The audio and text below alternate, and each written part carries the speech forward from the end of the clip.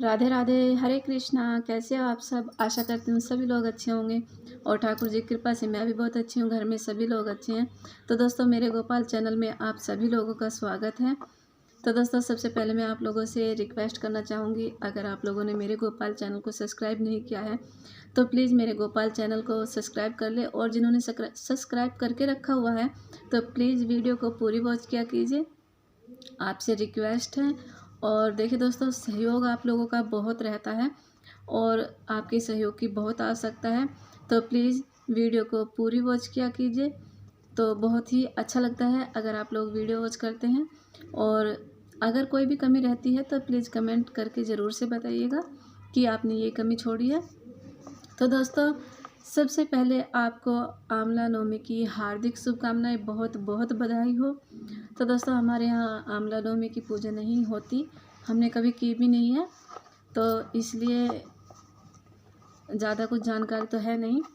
तो दोस्तों, अब आने वाली है एकादशी, देव उठाने वाली। तो देव उठाने वाली एकादशी आने वाली है, और वो कब की है इस बारे में हम आज चर्चा करेंगे। तो किस तरह से हम उनकी पूजा करेंगे एकादशी पर, किस तरह से देव उठाएंगे, तो आइए चर्चा कर लेते हैं, जान लेते हैं कब की है देव उठाने एकादशी। तो दोस्तों, 14 की है या 13 की है। तो देव उठाने एकादशी जो है वो 14 तारीख की है, दिन रविवार पड़ रहा है। 14 नवंबर की देव उठाने एकादशी है। तो दोस्तों, हमारा क्या होता है कि एकादशी का जो व्रत होता है ये हमें दशमी तिथि से ही शुरू करना होता है, और दशमी तिथि के दिन हम चावल नहीं खाएंगे और बिल्कुल ही सात्विक भोजन करेंगे। भोजन जो है वो दिन ढलने से पहले कर लेंगे, और एकादशी की तिथि में सुबह सवेरे उठेंगे, और सवेरे उठने के बाद में, ब्रह्म मुहूर्त में उठने के बाद में, हम अपने पूजा वाले रूम की साफ़ सफाई करके और अपने भगवान जी की पोशाकें चेंज करके उनको स्नान करा के पंचामृत से स्नान कराएंगे। फिर धूप दीप नैवेद्य आदि से उनकी आरती उतारेंगे, पूजा करेंगे और उनको भोग लगाएंगे। तो महत्वपूर्ण बात होती है दान की। तो एकादशी की तिथि में भी दान कीजिए, दान जितना हो सके उतना कीजिए। और जग तो झूठा है, दान ही एक सच्चा है। कहते हैं कि अन्न का दान करेंगे तो हमें अन्न प्राप्त होगा अगले जन्म में जाके, और हम जिस भी चीज़ का दान करेंगे वो हमें मिलेंगी ही मिलेंगी। तो दान से पीछे नहीं हटना चाहिए, दान सर्वप्रथम होता है। दान हम किसी भी रूप में कर सकते हैं।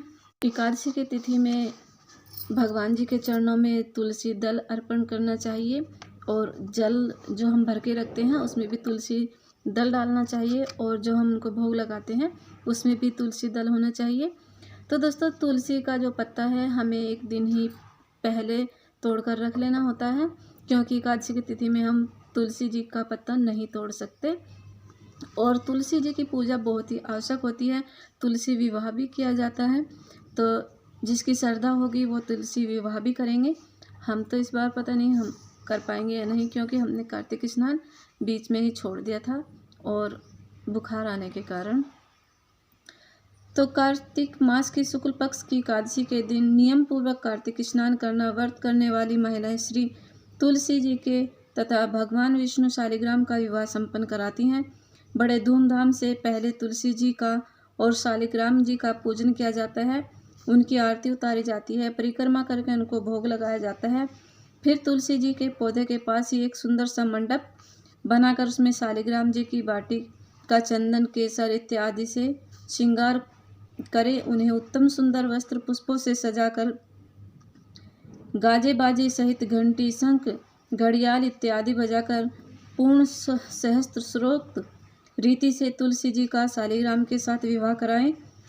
तुलसी जी और शालिग्राम जी की भावरे डलवाए जाती हैं। विवाह के पश्चात उनकी सम्मिलित आरती उतारी जाती है। मंगल गीत और विवाह के गीत गाए जाते हैं। भगवान के सुंदर सुंदर भजन गाकर रात भर उत्सव मनाया जाता है। भगवान की कथाएं कहो सुनी जाती है, और आगे आतिशबाजी छोड़ी जाती है, कीर्तन किया जाता है। तो ये सारी चीज़ें एकादशी के दिन, तुलसी विवाह के दिन किए जाते हैं। और एक छोटा सा भजन भी है, मैं आप लोगों को सुना देती हूँ। और भजन यहाँ पर लिखा हुआ है। मांगन आई भाई तुलसी राम गुण गाई के, मांगन आई भाई तुलसी राम गुण गाई के, धन भाई तुलसी जी प्रभु को पति पाई के, धन भाई तुलसी प्रभु को पति पाई के, शालिग्राम राम विष्णु जगत पिता परमेश्वर, माता तुलसी जग कल्याणी जग माता, माता तुलसी जग कल्याणी जग माता, धन पुनीत पवन कार्तिक शुक्ल एकादशी सुहावन, मांगनी आई तुलसी राम गुण गाई के, धन भाई तुलसी प्रभु को पति पाई के, श्री तुलसी विवाह लखी मंगन देव गण सुर नर किन्नर गण, मंगनी आई तुलसी राम गुण गाई के, धन्य भई तुलसी प्रभु को पति पाई के। तो ये छोटा सा भजन था जो कि किताब में लिखा हुआ। तो दोस्तों, कार्तिक का जो महीना है बहुत ही पावन महीना होता है और इसमें जो जितना भी जप तप किया जाता है बहुत कम होता है और पूजा याचनाएं ज़्यादा होती हैं। तो आप अपने घर में मंगल कार्य कीजिए और तुलसी जी का विवाह भी कीजिए और शालिग्राम यानी कि तुलसी जी और शालिग्राम जी का विवाह कीजिए। तो दोस्तों, इस तरह से हमारी एकादशी की जो है ये छोटी सी विधि थी, आप लोग ज़रूर से कीजिएगा, मैं भी करने वाली हूँ। और तुलसी विवाह तो शायद नहीं कर पाएंगे, लेकिन जो भी होगा वो आप लोगों के साथ शेयर किया जाएगा। तो आपको अगर वीडियो पसंद आए तो फ्रेंड्स और फैमिली के साथ मिलकर शेयर करना। और हाँ दोस्तों, बेल आइकन का बटन टैप कर लेना ताकि मेरे आने वाली हर वीडियो की नोटिफिकेशन आपको सबसे पहले मिले। और हाँ, जिन्होंने मेरे गोपाल चैनल को सब्सक्राइब नहीं किया है तो प्लीज़ मेरे गोपाल चैनल को सब्सक्राइब कर ले और वीडियो को पूरी वॉच किया कीजिए। राधे राधे।